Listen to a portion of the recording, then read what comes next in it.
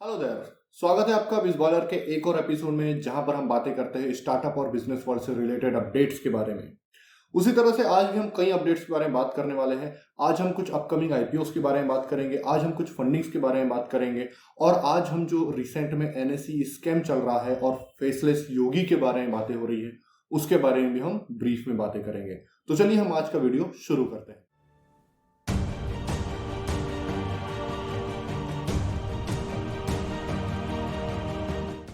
तो चलिए अब सबसे पहले बात कर लेते हैं एनएसई स्कीम और फेसलेस योगी के बारे में, फिर उसके बाद हम अपनी दूसरी अपडेट्स की तरफ आगे बढ़ेंगे। तो देखिए, बात कुछ ऐसी है कि चित्रा रामकृष्ण, जो कि एनएसई मतलब नेशनल स्टॉक एक्सचेंज की फॉर्मर चेयरपर्सन थी, ऐसा माना जा रहा है कि उन्हें मैनिपुलेट किया गया है और उन्होंने एनएसई की जितनी भी इंफॉर्मेशन है, जैसे कि financial data, 5 year projection, dividend ratio, business plan और बोर्ड मीटिंग के एजेंडा, ये सब कुछ उन्होंने उस फेसलेस योगी को प्रोवाइड करवाया है, ऐसा सेबी का कहना है। वैसे इन सब के बीच में एक और नाम सामने आया है, आनंद सुब्रमण्यम का, जो कि अप्रैल 2015 से अक्टूबर 2016 तक चित्रा रामकृष्ण के प्रिंसिपल एडवाइजर थे। उसके पहले वो किसी फर्म में एक मिड लेवल ऑफिशियल थे, लेकिन उनका स्टॉक मार्केट में कोई भी एक्सपीरियंस नहीं था। तो ऐसा माना जा रहा है कि ये जो आनंद सुब्रमण्यम है, इनका स्पिरिचुअल पर्सन, जो कि फेसलेस योगी जिसकी हम बात कर रहे हैं, उनके साथ कुछ ना कुछ कनेक्शन जरूर है। अब देखिए, कुछ लोगों का मानना है कि जो आनंद सुब्रमण्यम है वही फेसलेस योगी है, लेकिन सीबीआई ने इस थ्योरी को पूरी तरह से नकार दिया है आफ्टर देयर इन्वेस्टिगेशन। अब ऐसा क्यों किया जा रहा है? तो कुछ लोगों का मानना है कि देखिए, जो बोर्ड है वो भी इस थ्योरी को प्रपोज कर रहा है कि आनंद सुब्रमण्यम ही वो फेसलेस योगी है। अब ऐसा इसलिए है क्योंकि फिर बोर्ड के ऊपर से और चित्रा रामकृष्ण के ऊपर से ये एलिगेशन निकल जाएंगे कि उन्होंने किसी आउटसाइडर को ये सारी इंफॉर्मेशन प्रोवाइड की। लेकिन सीबीआई ने इस चीज को पूरी तरह से नकार दिया है। कुछ सोर्सेस का ये भी मानना है कि ये जो फेसलेस योगी है, ये कोई एक्चुअली कोई स्पिरिचुअल पर्सन या योगी नहीं है और इनका हिमालय से कोई कनेक्शन नहीं है। ये कोई ना कोई इंटरनल बंदा है जिन्होंने पहले नेशनल स्टॉक के साथ काम किया हुआ है। अब देखिए, आनंद सुब्रमण्यम के फेसलेस योगी न होने के पीछे एक रीजन ये भी हो सकता है कि जो ईमेल आईडी यूज किया गया है चित्रा रामकृष्णन और फेसलेस योगी के बीच कम्युनिकेशन में, उस ईमेल आईडी की जो टोन है वो थोड़ी सीनियरिटी वाली है, और वो जो बंदा मैसेज कर रहा है, जो ईमेल कर रहा है, उसे पता है वो किस बारे में बात कर रहा है। और जो आनंद सुब्रमण्यम का बैकग्राउंड है वो उसे इतनी सीनियरिटी और नॉलेज के लिए परमिट नहीं करता है। तो कुल मिला के ऐसा माना जा रहा है कि यार ये बंदा तो नहीं हो सकता।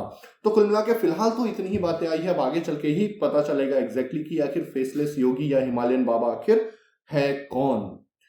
तो चलिए, जब हमने एनएससी और फेसलेस योगी के स्कैम के बारे में बात कर ली है, तो अब हम आगे बढ़ते हैं और अब हम बात करते हैं अपकमिंग आईपीओस के बारे में। चलिए, आईपीओ में सबसे पहले हम बात कर लेते हैं बीकाजी फूड्स के बारे में। आपने भी बीकाजी फूड्स की मिठाइयां खाई होगी। बीकाजी फूड्स इंटरनेशनल इंडिया के सबसे बड़े स्वीट्स मैन्युफैक्चरर है और ये अपना आईपीओ लेकर आ रहा है। इनके आईपीओ की कीमत कुछ 1000 करोड़ रुपए के आसपास होने वाली है, और ये जो 1000 करोड़ रुपए है, ये $1 बिलियन के वैल्यूएशन पर उठाए जा रहे हैं। अब देखिए, देखने लायक बात तो ये होगी कि ये किस प्राइस बैंड में आता है। जो बीकाजी फूड्स है, इन्होंने अपने कुछ सर्विस प्रोवाइडर्स अपॉइंट कर लिए हैं, जैसे कि JM financials, IIFL securities and intensive. ये उनका इशू में साथ देने वाले हैं। चलिए, अब दूसरे आईपीओ की बात करते हैं। दूसरा आईपीओ है आर्कियन केमिकल इंडस्ट्रीज का। ये एक मरीन केमिकल मैन्युफैक्चरर है। इन्होंने 2200 करोड़ रुपए रेज करने के लिए सेबी के साथ अपने इनिशियल पेपर्स को फाइल कर दिया है। अब ये जो 2200 करोड़ रुपए है, इसके दो पार्ट होने वाले हैं। जो 1000 करोड़ रुपए है वो होने वाला है फ्रेश इशू, और जो बचा हुआ पैसा है वो जाएगा ऑफर फॉर सेल में। अब देखिए, जैसे हमने बात की कि जो 1000 करोड़ रुपए है ये फ्रेश इशू होने वाला है। तो कंपनी ये जो फ्रेश इशू है, मतलब इस 1000 करोड़ रुपए का use company non convertible debentures को रिडीम करने में करने वाली है। इसका मतलब कंपनी अपना debt to equity ratio better कर लेगी और इनका डेट बहुत ज्यादा कम हो जाएगा। तो फ्यूचर में कंपनी के लिए काफी अच्छा हो सकता है कि कंपनी इंडिपेंडेंट कंपनी बनने के तरफ, या इंडिपेंडेंट से बेटर वर्ड है सेल्फ डिपेंडेंट बनने के तरफ एक बहुत बड़ा कदम उठाने जा रही है। तो ये तो था आर्कियन केमिकल इंडस्ट्रीज के आईपीओ के बारे में। चलिए, अब जब हमने अपकमिंग आईपीओ के बारे में बात कर ली है, तो अब हम बात करते हैं कुछ फंडिंग्स के बारे में जो कि प्राइवेट मार्केट में हुई है। तो रिसेंटली अभी फंडिंग हुई है इन्वेक्ट मेटावर्सिटी के लिए। अब इन्वेक्ट मेटावर्सिटी, जैसा कि नाम में ही मेटा है, तो आप समझ जाइए कि एक मेटावर्स कंपनी है।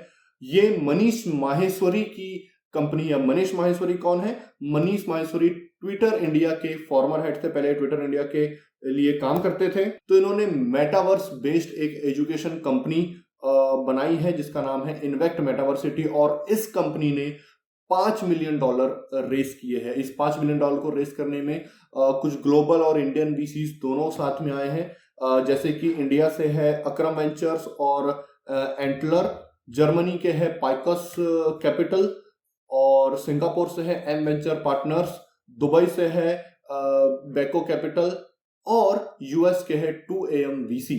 तो इतने लोग फिलहाल इन 5 मिलियन फंडिंग में आ रहे हैं। ये जो 5 मिलियन फंडिंग है, इसमें कंपनी को $33 मिलियन पर वैल्यू किया जा रहा है। देखिए, अब मेटावर्स जो है आप सभी को पता है फ्यूचर है, लेकिन देखने लायक बात होगी कि इस फ्यूचर में क्या इन्वेक्ट मेटावर्सिटी सस्टेन कर भी पाती है या नहीं। चलिए अब हम अपने दूसरे फंडिंग के बारे में बात करते हैं, और हमारी दूसरी फंडिंग है रिटेन आईक्यू के बारे में। जिन्हें नहीं पता, रिटेन आईक्यू एक ई कॉमर्स मार्केटिंग कंपनी है, और इसने अभी अभी $2.3 मिलियन मतलब कि लगभग 17.2 करोड़ रुपीस रेस किए हैं, वो भी एक्सेल पार्टनर से। तो जो रिटेन आईक्यू है वो अपने इस 17.2 करोड़ रुपीस का यूज करने वाली है अपनी कोर टीम्स को बिल्ड करने में, और अपने ऑपरेशंस और प्रोडक्ट डेवलपमेंट को बढ़ाने में करने वाली है। एक्सेल पार्टनर के अलावा इस राउंड में और भी इन्वेस्टर्स ने इन्वेस्ट किया है, जैसे कि क्रिएटर कलेक्टिव कैपिटल, कुछ इंडिविजुअल इन्वेस्टर्स भी है जैसे कि अंकित प्रूठी, करुण सिंघल और विभू गर्ग, और अपग्रेड के को फाउंडर मयंक कुमार भी है, और भी कुछ इंडिविजुअल इन्वेस्टर्स ने भी यहां पर अपनी इन्वेस्टमेंट दी है। तो देखने लायक तो बात ये होगी कि रिटेन आईक्यू अब ई कॉमर्स मार्केटिंग में और कितना पेनिट्रेट कर पाते हैं इस 2.3 मिलियन की फंडिंग के बाद। चलिए अब हम बात करते हैं एक एक्विजिशन के बारे में, और ये एक्विजिशन किया है हिंदुजा ग्लोबल सॉल्यूशंस ने।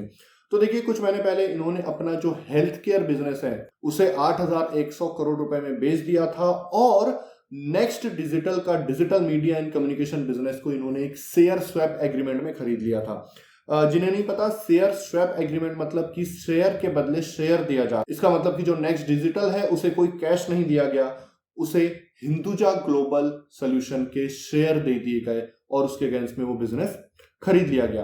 तो देखने लायक तो बात यह होगी कि डिजिटल मीडिया और कम्युनिकेशन बिजनेस में अब हिंदुजा ग्लोबल सॉल्यूशन कितना आगे बढ़ पाता है। तो देखिए, फिलहाल आज के लिए तो बस इतनी अपडेट्स थी। हम एनएसई स्कैम को पूरी तरह से ट्रैक कर रहे हैं, तो आपके पास उसकी अपडेट्स पहुंचती जाएगी, और साथ ही बिजनेस और स्टार्टअप वर्ल्ड की किसी भी अपडेट के लिए हमारे चैनल को सब्सक्राइब करें। हम हर दिन नए नए बिजनेस और स्टार्टअप अपडेट्स लेकर आ रहे हैं। तो मिलते हैं अब कल अपने नए अपडेट्स के साथ, तब तक के लिए थैंक यू सो मच।